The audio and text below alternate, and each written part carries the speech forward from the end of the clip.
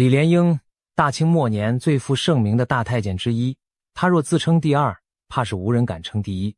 身为伺候慈禧太后长达53年的红人，他的人生充满了传奇和谜团。他究竟是不是一个真正的太监？为何传说他靠舌头征服了慈禧？而更离奇的是，死后他的下半身竟神秘消失。难道坊间那些惊人的传闻都是真的吗？今天就让我们深入探讨这位大太监跌宕起伏的一生，揭开尘封已久的真相。清朝道光年间，直隶河间府一个穷苦家庭迎来了一个男婴，他就是日后名震宫闱的李莲英。李莲英原名李英泰，出生在道光28年。他的童年极为凄苦，祖上早年从浙江流落到山东，又迁居直隶。父亲李煜没有稳定职业，在家乡以修鞋糊口，全家时常食不果腹。为了生计，年幼的李英泰不得不辍学帮父亲削皮革，人送外号皮削李。然而这点微薄收入仍无法养活一家人。走投无路之下，父亲做出了令常人无法想象的决定。咸丰元年左右，李英泰年仅8岁，父亲抱着最后一线希望，含泪挥刀，将这个幼子的命根子割去。就这样，李英泰被晋升成了一名小太监。古语道，不得已而为之。对穷人而言，将儿子阉割送进宫当太监，或许是改变命运的唯一出路。父亲忍痛割爱后，将他送到王府当太监学徒。可以想见，一个孩子经历这种巨大痛楚和心理阴影是何等残酷。然而在那个动荡岁月，这可能是李家改变命运的赌注。小小年纪的李英泰就这样踏上了一条不归路。年仅13岁时，咸丰7年10月，李英泰被选进紫禁城，开始在皇宫当差。按照规矩，太监入宫后会获得一个新名字，李进喜便是他进宫服役后的名字。宫廷生活森严而险恶，一个出身卑微的少年太监要想出人头地殊为不易。但李进喜聪明过人，深谙为奴之道，他迅速掌握了宫里的各种潜规则。在宫廷这座巨大的名利场中，他暗下决心，总有一天要成为那凤仪殿前最被信任的人。当时正值清朝同治年间，垂帘听政的西太后慈禧权倾朝野。慈禧身边最红火的太监叫安德海，一个深得他喜爱和倚重的贴身宦官。然而伴君如伴虎，深宫中一山难容二虎。安德海对所有潜在威胁自己地位的人都防范甚严。年轻的李进喜自然也被他压制在下。李进喜没有背景，只能老实伺候，并未能得到慈禧的青眼。但他并不甘心平凡终老，而是处处留心学习，寻找机会脱颖而出。值得一提的是，少年李进喜酷爱赌博，曾因此欠下账债累累，不得不逃离家乡奔赴京城谋生。他在宫中结识了一位年长太监，时常向其请教生存之道。从这位前辈口中，李进喜了解到一个惊人的魔咒：凡是替慈禧太后梳头的太监，结局都很惨，几乎无一善终。只有当时的大总管安德海例外。原来给主子梳头，看似小事，实则责任重大，稍有不慎扯痛主子，或者令他发量稀疏现形，都可能招致严惩。安德海是唯一梳头不被罚的太监，可见此人手段非凡。李进喜心想，如果我能成为慈禧身边梳头的红人，岂不一步登天？就这样，他给自己定下了一个大目标，学好梳头手艺，取代安德海，成为慈禧身边第一宠宦。说干就干，李进喜深知自己基础平平，必须下苦功夫才能胜出。他悄悄跑到京城的青楼楚馆，不为风月，只为偷师学艺。他花钱请教那些范记楼里最会梳妆的姑娘们，学习各种时髦发饰和梳头技巧。白天当差，夜晚潜心苦学，手指反复练习在假人头上盘髻插钗。几个月下来，他终于把京城流行的梳头梳妆技艺学了个炉火纯青。同治3年，机会终于来临。16岁的李进喜因表现出色，被调入长春宫侍奉西太后慈禧，正式来到老佛爷身边工作。此时慈禧身边的首席红人仍是安德海，李进喜只能在旁伺机学习。令人称奇的是，安德海这位师傅并不吝指教，似乎对这个乖巧机灵的晚辈颇为赏识。于是李进喜从安德海处学到了不少门道。李进喜很清楚，伺候主子光有梳头技艺还不够，还得懂得察言观色，投其所好。慈禧太后掌握朝政，日常琐事繁多，心情喜怒无常。李进喜把慈禧的一举一动都看在眼里，他今天眉头微皱，可能是政务不顺。他对着镜子轻叹，也许是在意自己年华逝去的容颜。对这些情绪变化，李进喜都敏锐捕捉，并揣摩出应对之策。渐渐的，他在慈禧面前表现得分寸得当，不似庸奴唯唯诺诺，也不如有些宠臣般恃宠放肆，而是始终恭敬中带着贴心，谨慎中不失机敏。这种恰到好处的分寸感让慈禧对他日渐信任。然而好景不长，风云骤变。同治8年，骄横一时的安德海擅自离京外出，触犯清宫祖制，被山东巡抚丁宝桢就地正法，斩首示众。安德海死讯传回宫中，慈禧又怒又痛，但表面上不好发作，毕竟安德海确实犯了规，失去了最爱的太监，慈禧身边顿时出现空缺。他很快想到了一直在身边伺候、表现谨慎机灵的李进喜。就这样，26岁的李进喜一步登天。慈禧将对安德海的宠爱转移到他身上，提拔他为储秀宫，掌按首领大太监。按清宫惯例，一般太监需要熬资历30年才能担此重任，李进喜却在26岁这年破格升任，可见深得慈禧信赖。1年，慈禧更是亲自赐给他一个新名字李莲英。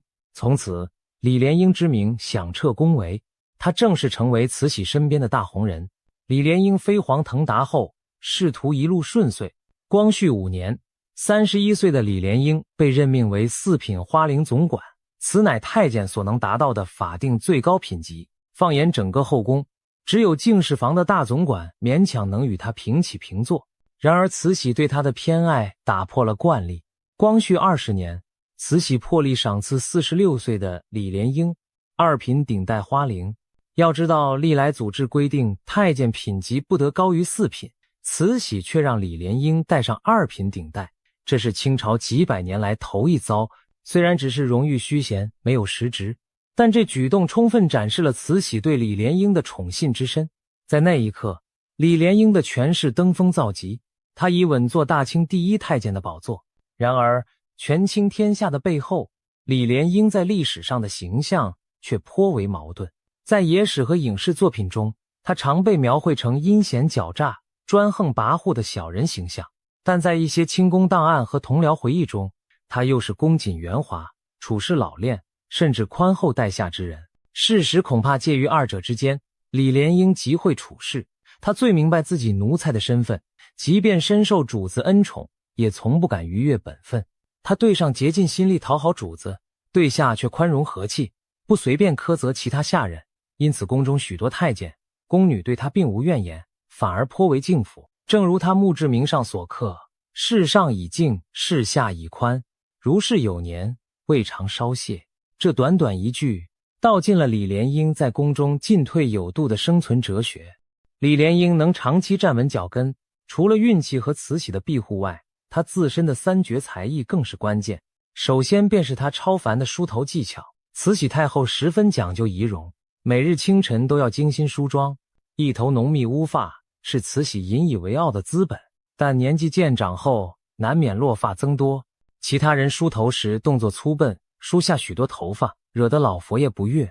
唯有李莲英别出心裁，他研创了一种温和细致的梳理方法，既梳得头皮舒适，又巧妙地将脱落的发丝迅速藏进自己宽大的袖子，让慈禧几乎察觉不到掉发。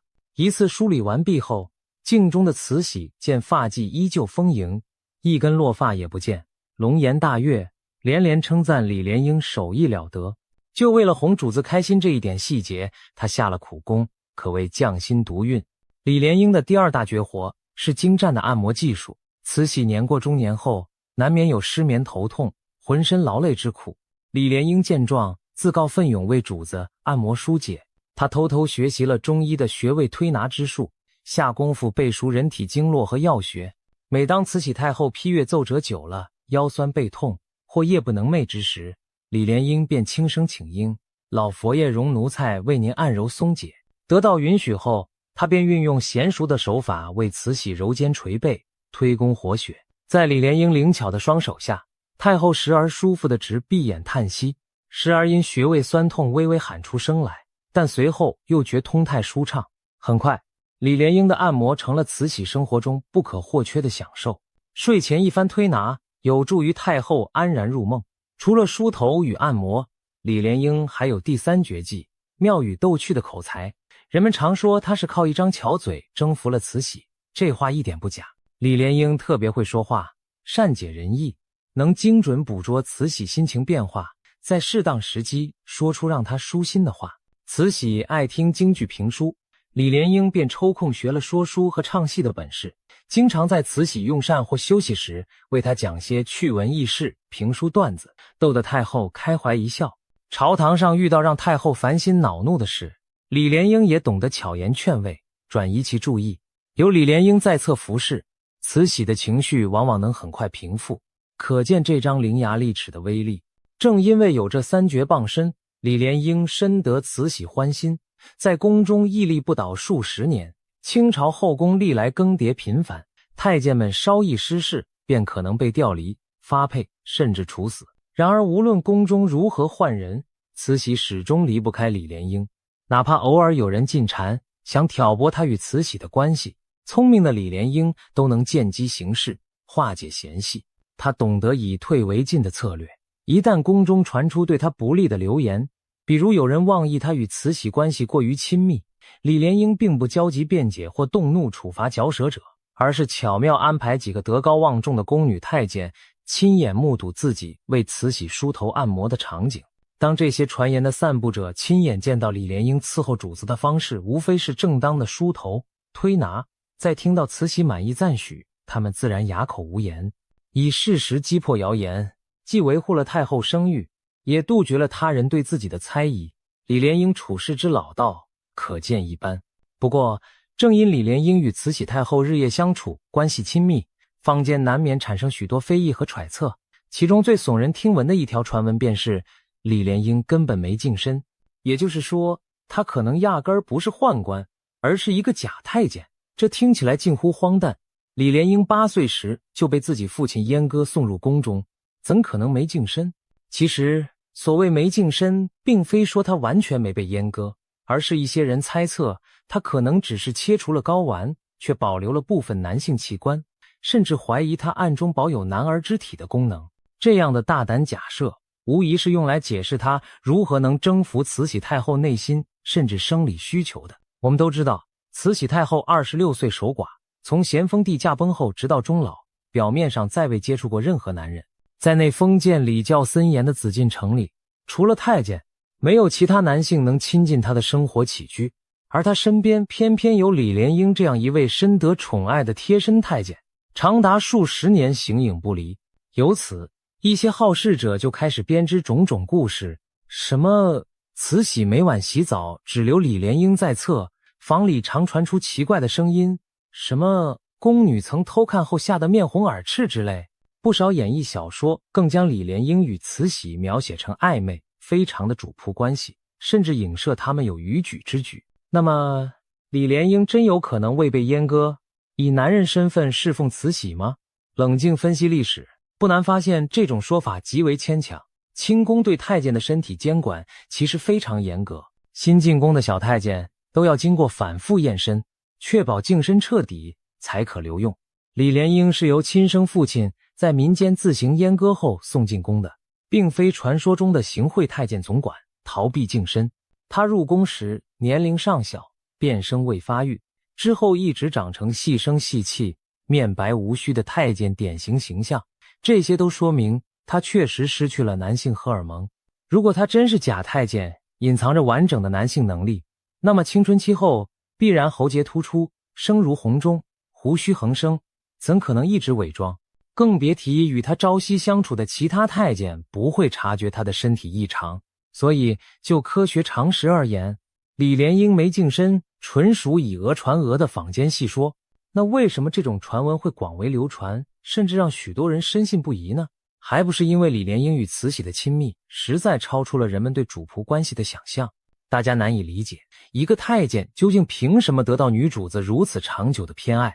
总不至于仅靠梳头捶背说几句好话就能让女皇开心几十年吧？尤其是慈禧太后独居深宫几十载，生理心理难免寂寞，谁能保证她没有过女儿家的欲望？于是乎，以蛇服人的传说便应运而生。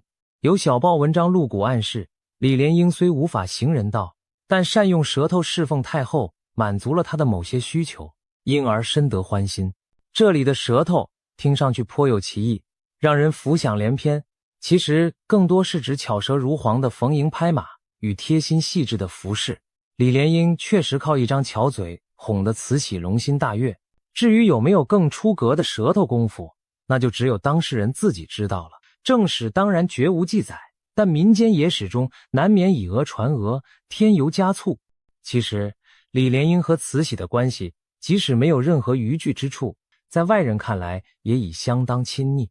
史料曾记载一件事，慈禧太后洗澡，每次都只许留李莲英一人在旁伺候，其余宫女太监一概平退。这种做法在清宫并不寻常，按规矩太监不可擅入后宫主位的浴室，但慈禧偏偏倚重李莲英，认为她伺候周到放心。有一次，慈禧正在铜盆里泡着牛奶浴，其他人都退出了暖阁，只剩李莲英在里面侍立。不多时，门外守候的宫女听见内室不时传出太后轻轻的哀忧喊痛声，还夹杂着李莲英小心翼翼的说话声。这可把宫女们急坏了，太后在里面怎么一直喊痛？发生了什么？一名年轻好奇的宫女忍不住悄悄掀开门帘往里偷看，结果眼前一幕让她瞬间满脸通红。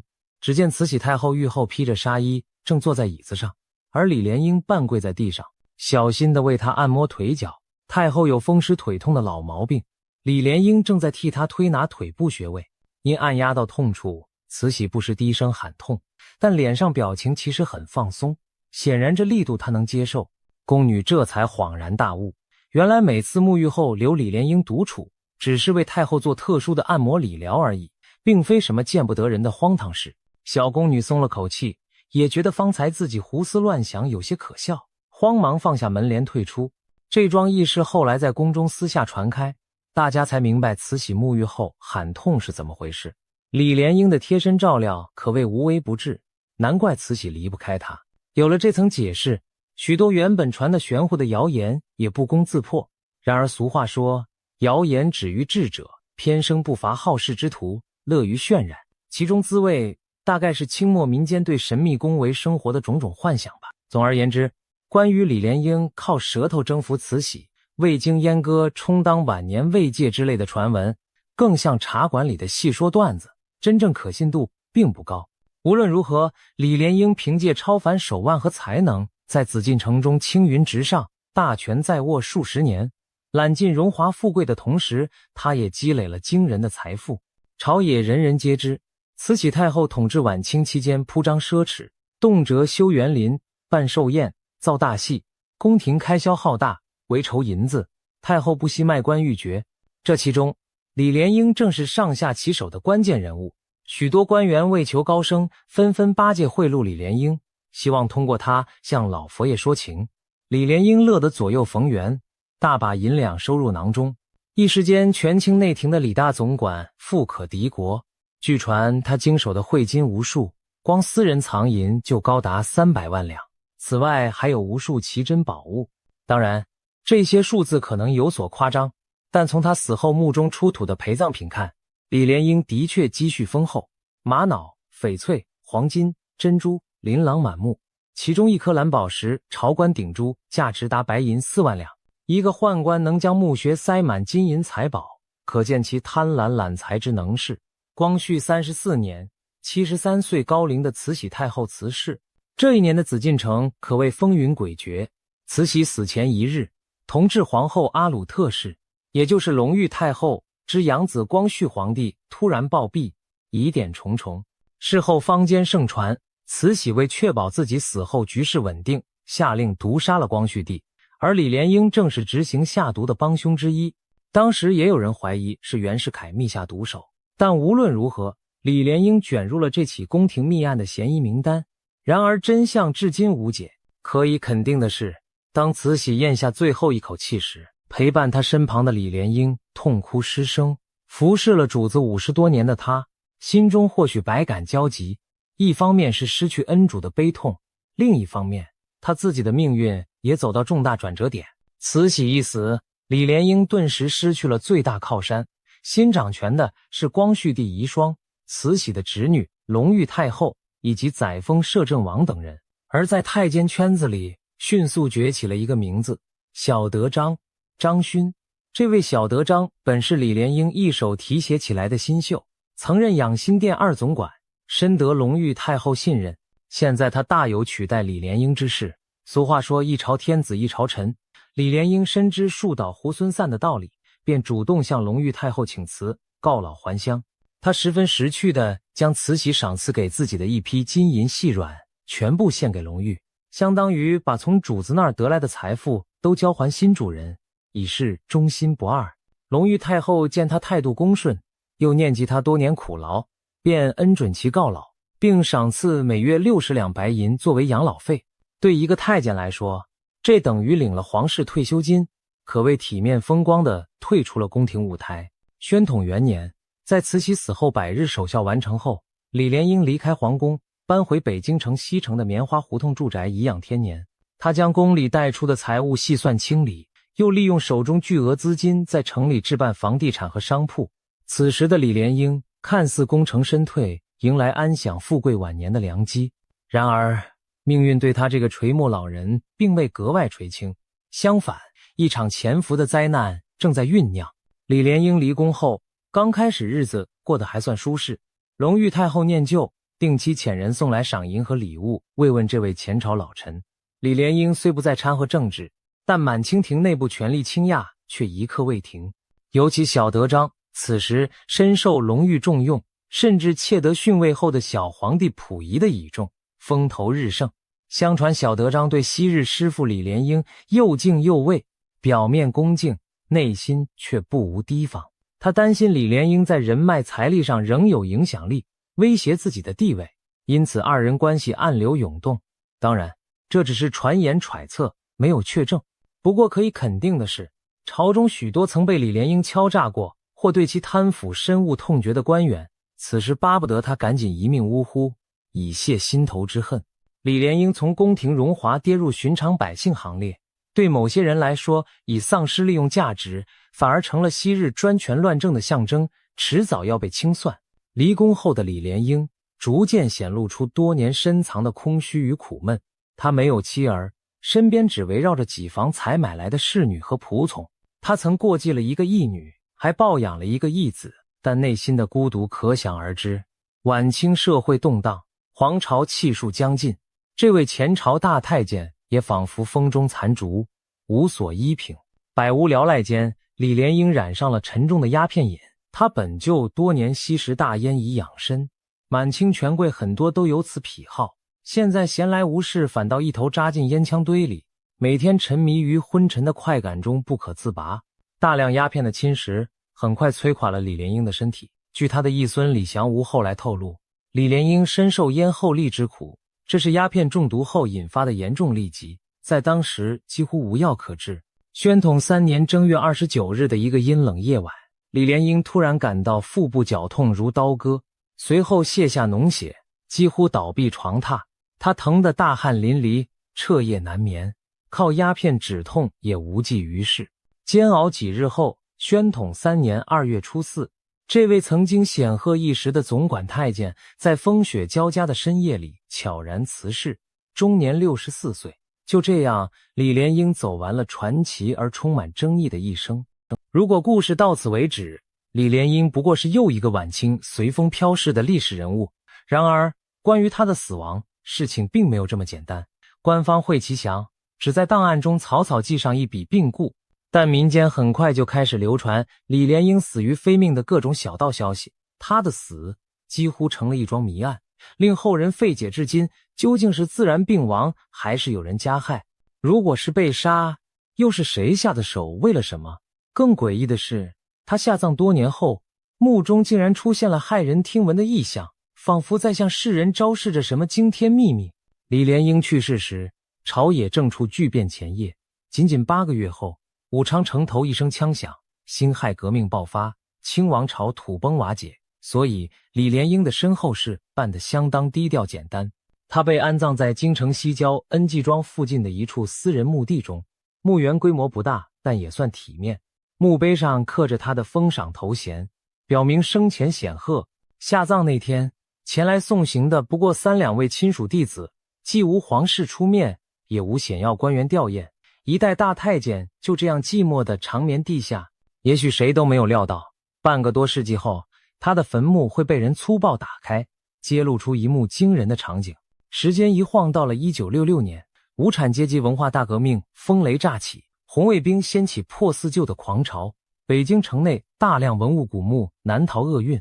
1966年夏，有人在海淀区6一小学的校园一角施工时，意外挖到了一座老墓，经辨认墓碑文字，赫然显示此墓正属已故太监李莲英所有。消息传开，附近的造反派小将们顿时亢奋起来，这不是晚清全烟吗？他那坟里说不定藏着数不清的宝贝。于是一声令下，他们对李莲英墓展开了大肆破坏和挖掘。李莲英的坟墓结构比想象的坚固，传说在修墓时，他的家人为防盗墓，将墓穴夯填了特殊材料糯米汤、鸡蛋清和黄土白灰搅和成粘土，极难挖掘。红卫兵们拿着铁锹奋战多日才扒开缺口，墓室外还有一道厚实的花岗岩石门，最终被烈性炸药炸开。当尘烟散尽，人们举着火把撑开沉重棺盖，准备看看这大太监随葬了多少稀世珍宝。谁知棺木刚一打开，眼前的景象就让所有人大吃一惊。棺材里金银珠宝灿烂闪耀，却唯独不见尸骨。定睛细看，只在棺底躺着一颗孤零零的头颅，头颅上还连着一条长长的发辫。除此之外，李莲英的身体骨骸竟然一块都没有，整具躯干凭空消失无踪。棺中散落着他的长袍官服和绣花靴，但里面空空如也，只见那颗头骨森然，似在向世人诉说着某种残酷的事实。一时间，现场众人面面相觑，惊骇莫名。谁都知道，中国传统讲究入土为安，全尸而终。更何况李莲英生前权倾一时，死后墓葬却如此诡异不全，实在令人细思极恐。消息不胫而走，引发种种议论。原先官方声称李莲英是病死的，可如今棺里的景象明显与病故对不上号。一个正常病亡下葬的人，遗骸怎会只剩头颅？只有一种可能，李莲英死时就被人砍了头，身首异处。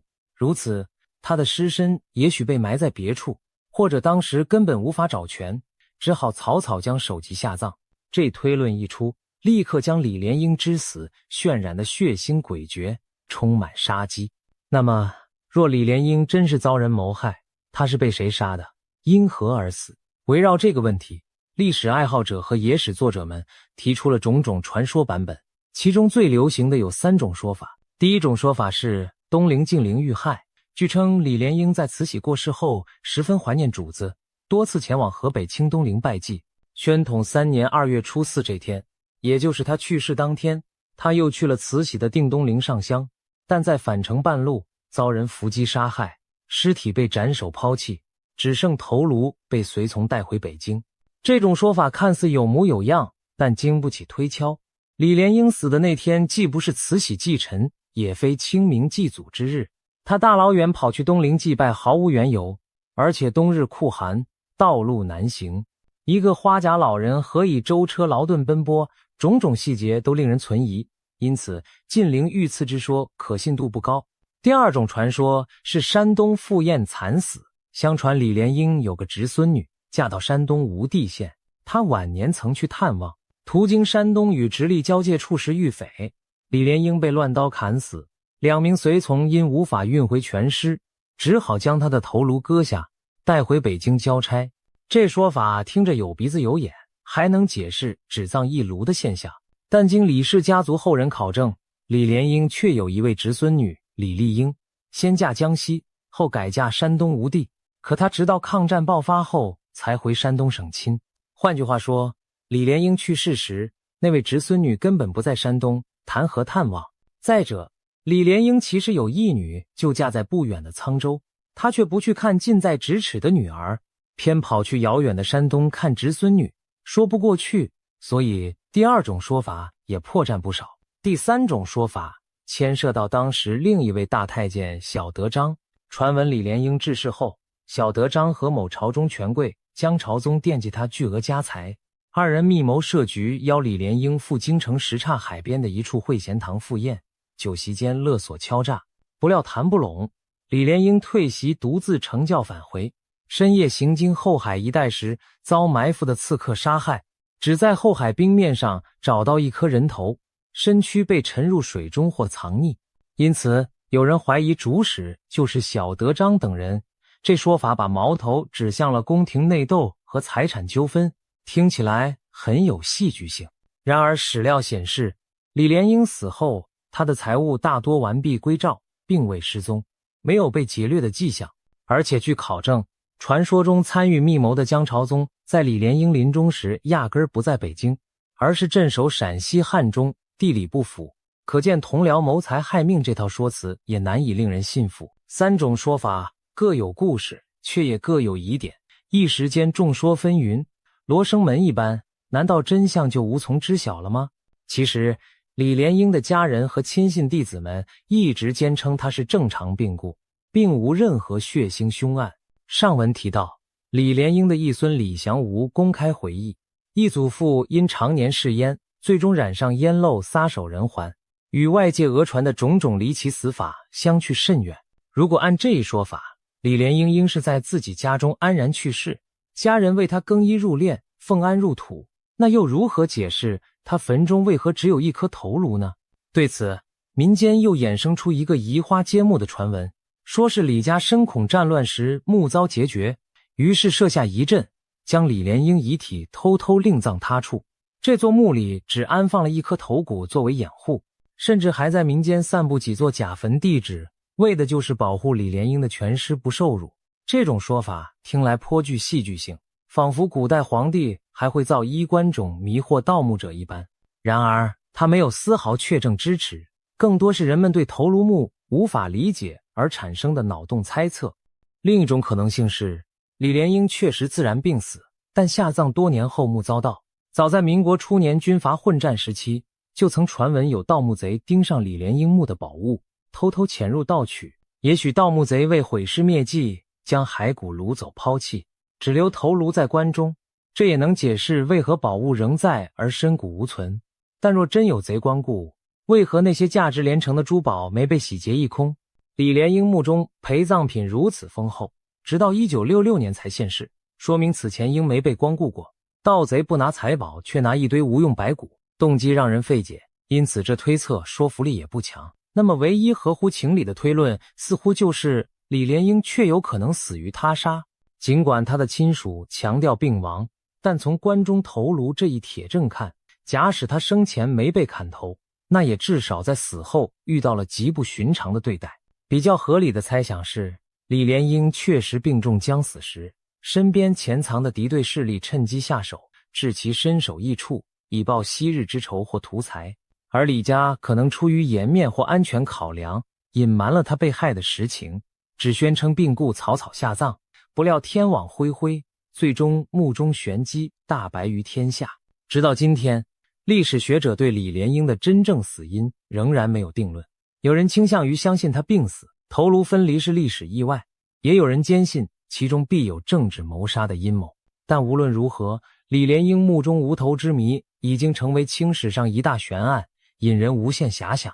回望李莲英这传奇一生，从一个穷苦人家的小男孩，因贫被阉，沦为宫廷奴仆，凭借机变和才干，在权力场中步步高升，成为实际上的后宫之主，陪伴慈禧太后半个多世纪，经历了清王朝由盛转衰的沧桑巨变。他见证了太平天国、洋务运动、戊戌变法、八国联军等历史风云，也亲历了帝国最后的辉煌与暗淡。作为太监，他没有儿女，却把自己的一切都压在伺候主子上，换来荣华富贵。作为臣仆，他精明世故，八面玲珑，在刀尖上跳舞般维系自己的尊荣。然而最终，随着大厦将倾，他也难逃被命运抛弃的下场。在历史的签名簿上，留下了一个不解之谜，孤零零的一颗头颅，成为后人评说时永远的话题。李莲英的故事给我们留下许多感慨。有人看到的是权力的游戏与代价，在帝王面前，奴才纵然权倾一时，终究不过蝼蚁，翻手为云，覆手为雨。有人看到的是人性的复杂，一个宦官既有圆滑贪婪的一面，也有知进退懂报恩的一面，也有人对他与慈禧之间的微妙关系津津乐道，将之作为野史谈资。无论如何，李莲英以他的独特方式在历史长河中留下了浓墨重彩的一笔。至于开头我们提出的那些疑问，李莲英没净身，靠舌头征服慈禧，现在看来多半只是后人以讹传讹的夸张之词。真正让慈禧无法离开李莲英的，不是什么淫邪秘术，而是他多年如一日的忠诚与机智，以及能洞察人心的聪明舌头，能言善道的口才与贴心周全的服务。至于死后下半身消失的诡异传闻，墓中揭露的真相确实让人惊异，但并非灵异玄奇，而极可能是权力倾轧的余波。一代权宦横行半生，最终落得身首两地，真实结局比野史传说更具讽刺意味。历史的真相往往比小说更离奇，又更残酷。李莲英这个名字承载了晚清帝国太多的秘密与传说，我们或许永远无法确知他生命中所有谜团的答案，但他的故事将长久地警示后人，在封建皇权的阴影下，无论红人宠臣，终究逃不脱兴衰轮回。多少巧舌如簧，机关算尽，抵不过命运造化弄人。一颗孤独的头颅，见证着大清王朝落幕前的最后一丝余晖，也为这场权力大戏划下了耐人寻味的句点。